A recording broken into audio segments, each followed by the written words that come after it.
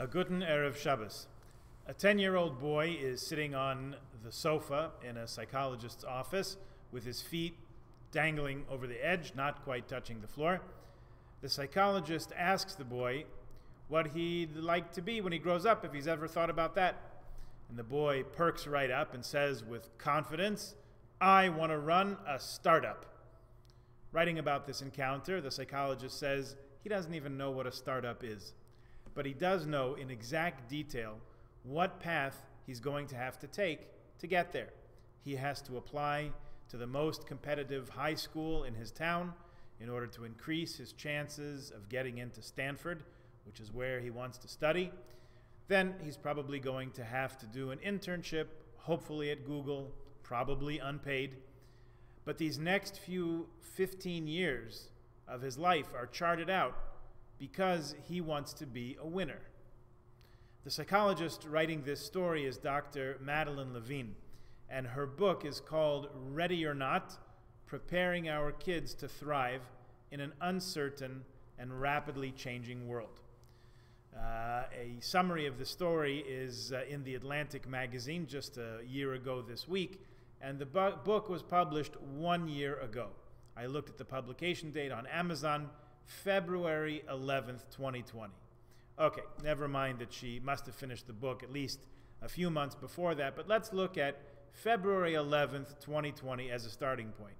You tell me, what did anyone know on February 11th, 2020 about an uncertain and rapidly changing world? I'll go so far as to say that on March 11th, 2020, I had no clue about the meaning of that phrase and what it would mean for our life, an uncertain and rapidly changing world. Last year, February, we were rolling right along with our life. In our family, we were gearing up for Shalom's bar mitzvah, which was one of the last few Shabbosim we had in Shul. And very soon after that, right after Purim, which was March 10th last year, that's when we started to get a sense, the first sense of an uncertain and rapidly changing world. I think we had one more Shabbos after that, and then we closed and have either been closed or very limited in what we can meet for in Shul since then. So whatever clue we had or we didn't have about just how rapidly changing the world would become just one short year ago, Dr. Levine's point is that many, if not most people who consider themselves to be successful, took a very non-linear, non-direct path to get where they are. People started out on one career path only to discover it wasn't for them, and they made significant changes in their trajectories. Other people encountered seemingly random, life-altering changes that forced them to make a change in their careers also. She argues that for many, if not most of us, some part of life is at least a twisty and windy path, more than a straight one that takes us directly from point A to point B. She also wants to make the case that we may be doing kids a disservice when we educate and shape them to pursue what we hope and project onto them, like the 10-year-old kid in the story, will be a direct path with no bumps in the road, no twists, no turns, no detours. She writes about her finding that what that results in is kids who are very competitive and very cautious and very risk-averse. She says that what's more helpful in equipping people to grow up and be successful is curiosity and a willingness to take risks and a talent for collaboration. More often, she writes, a meandering and unexpected path is what leads to success. Our gears shifted in a major way between this week's and last week's Torah reading. Last week in Yisro, we were still in the midst of the great story that stretched from the beginning of creation to the standing at Sinai, Adam and Eve, the patriarchs and matriarchs, Joseph, Moses, Pharaoh. The story was about a covenant with God and humankind at first, later a more sharply focused covenant with God and the people of Israel. Now, our ears are trained to hear the cadences and the rhythms of biblical narrative, and these are the names of the children of Israel. And God appeared to Abraham in the terebinths of Mamre, whatever terebinths are. And these are the generations of Abraham. And Yaakov sent messengers out before him. And Reuven approached. And it was in Pharaoh sending forth the people out of Egypt. We sometimes make fun of it, but the "and" is a faithful translation of the Vav that prefaces all those verbs and names. It connects and connects and connects. It makes the story one connected and continuous flow of narrative, even over the entire first third of the Torah. Then, all of a sudden, something different. B'chodesh hashlishi, l'tzeis b'nei Yisrael me'eretz Mitzrayim, in the third month from the exodus of the children of Israel from Egypt. Exodus, Shmos, chapter 19, begins this way. No vav, no and, no connection, according to what we've been saying. Meshech Chachma, Rabbi Meir Simcha of Dvinsk, generation before us, he passed away in 1936, says that this is unprecedented in the Torah. You don't have any other example like this where there's no vav hamechaber, an and that links things together. He says, Ein b'chol Torah dugmasa, he writes. And then in a footnote he elaborates, Shelo nemar vayihi b'vereishis. The Torah doesn't start, and it was at the creation. It starts in the beginning.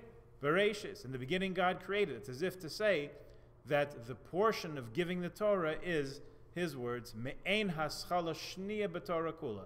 It's like the Torah now has a second beginning.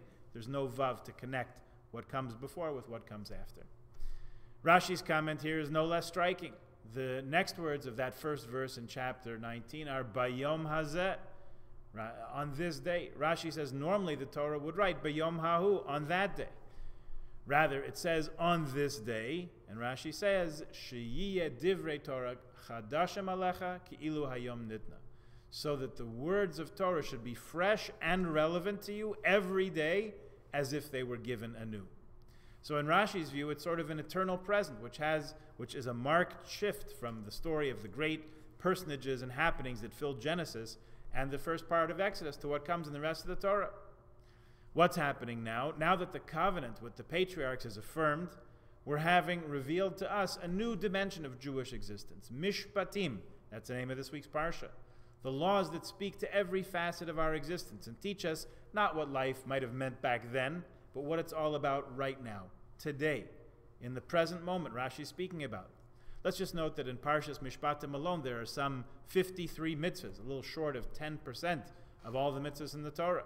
And while most of those have to do with civil legislation, courts, penalties, liabilities, and so on, the next 5 parshas that are going to follow after this in the weeks to come deal with constructing the tabernacle in the desert, the Mishkan, a place for Hashem to dwell. Those mitzvahs will guide the Jewish nation to come together and build a community. Stay tuned in the weeks to come for more insight into that. At the end of this week's parsha, 8 lines from the end, there's a wild image. Remember, this is recounting the standing at Sinai from last week's portion. Moshe and Aaron, Nadav and Avihu, and 70 of the elders ascended, it says. Then it says, Vayiru es Elokei Yisrael, they saw the God of Israel. I know what you're thinking, hold that thought. And then it continues, V'sachas raglav kamase livnas hasapir. Under God's feet there was the form of a sapphire brick, uchaetzem hashamayim latohar. It was like the appearance of the heavens in its purity. What? They saw God? Isn't that against the rules? Okay, we're going to speak more about that in depth another time. Let's just focus for a moment on the more accessible of the symbolisms here. What's this brick of sapphire image supposed to call to our attention? Rashi explains that this brick was in front of God during our entire enslavement, our centuries of slavery, servitude in Egypt, to symbolize the pain of Israel who were enslaved in making bricks. And the appearance of heavens in purity was after the redemption. Then, of course, there was light and gladness. Barur v'tzalul, Rashi writes, clear and unsullied. Rabbi Avram Yehuda Farbstein, the Rosh Yeshiva of Hebron, says that they saw both images at once. The image of slavery on one hand, and the joy of gladness, joy and gladness of freedom on the other hand, because the two go hand in hand. We don't want to say that suffering is necessary. We certainly aren't going to rejoice in suffering. But let us, yes, recognize suffering for what it is and what opportunities it offers us. It's from tribulation, it's from suffering that we go through. That's the basis for our growth. It's not by avoiding challenges or holding back from risks that we achieve and grow and develop towards our potential. On the contrary, it's by taking risks, through learning to adapt, In the process of accepting challenges and rising to challenges, that's how we actualize ourselves.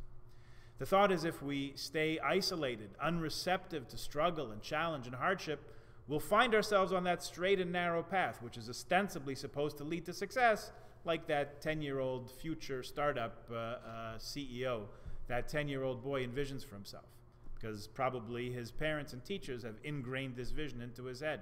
Of course they want the best for him. They want him to succeed. They want him to be a winner. Question is, are they giving him the best tools to get to that level? So the premise of this argument is, no, they're not. The tools a person really needs, as we said, are inquisitiveness, curiosity, flexibility, adaptability, and an ever-developing talent to play the hand that you're dealt into something better. Let's argue that this is the entire Jewish project, to take the situation as we encounter it and make it and ourselves into something better. We can even entertain the semi-serious postulate that a Jew is someone who never takes yes for an answer. We see disease in the world. We try to develop vaccines and cures. We see suffering around the world. Israel sends Magen David Adom to try to help victims of disaster. From here in Toronto, we send our tzedakah money to help others, near, far. We see injustice. We protest. We fight it. Maybe even strive for positions of power so we can hopefully change them, affect the course of history. Maybe based on these very parshas, particularly Mishpatim, which has civic legislation as so much of its content, we view the world not as it is, but the world as it could be and as it should be. More just, more fair, more equitable, more peaceful. We aren't there yet, but we know what direction we want to steer it in. We don't see the path forward as any more direct or uncomplicated than we know our own lives to be. There are ups, there are downs, but we know where we're headed, and we know there's a long way yet to go. You don't have to win a Nobel Prize or find the cure for COVID to be living this Torah from this parsha. We're in the middle of a hard time ourselves right now. It's not exactly slavery in Egypt. They never had Sobeys in Egypt, that's for sure. But whatever you were thinking a year ago, last February, about how 2020 would unfold, what your plans were, what you thought you'd do, how 5780 would turn into 5781, it's probably safe to say that this isn't exactly how you envisioned yourself a year down the road, February 2021. We're doing our best to make good come of a suboptimal situation. We're learning together online. We're calling each other on the phone. We're comforting one another on Zoom and rejoicing together as best we can, even without being there in person. It's a twisty, windy path that takes some flexibility, takes some creativity, a good bit of adaptability to make things this past year, up to this moment, and even going forward a little bit longer, hopefully not too much longer, to make those things the best they could possibly be. What's important for us to recognize is that although this is a once in 100 years occurrence, right? Adaption and flexibility is the Jewish people's stock in trade.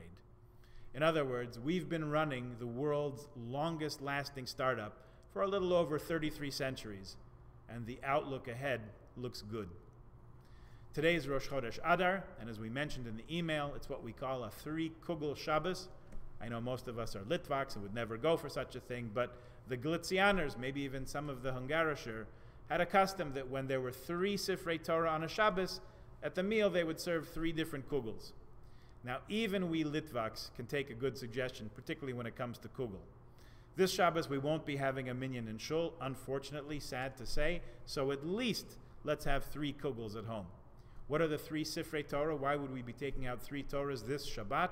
One for the Parsha, Parshas Mishpatim, as we've been discussing.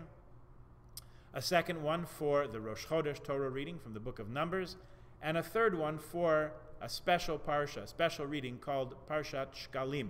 That's this week also. Shkalim reminds the Jewish people that we're supposed to all give a half shekel to the community fund once a year. That fund purchases offerings for the temple and other community needs. If you have any questions, you can ask the members of the Tuesday morning class. We're just about 1.5 pages away from finishing Tractate Shkalim in the Talmud, which deals with all these questions. They should be able to answer almost any of your questions. There's going to be 3 more special Shabbosim coming up. Next week will be Shabbos Zachor, the Shabbos before Purim, when we remember Amalek, the eternal foe of the Jewish people. Parshas Para after that reminds us to purify ourselves before Passover so we can offer the Paschal offering in a state of purity. And finally, Parshas HaChodesh, the Shabbat of Rosh Chodesh Nisan. Then we're into Shabbos HaGadol already, talking about the laws of Pesach, which is unusual this year because we have the first Seder on Saturday night after Shabbat. Plenty to talk about in the weeks to come. Stay tuned. For now, let's look at this Shabbos and these weeks as new beginnings, turning over a new page in Jewish history and our own history for good and happy and healthy things. Good Shabbos.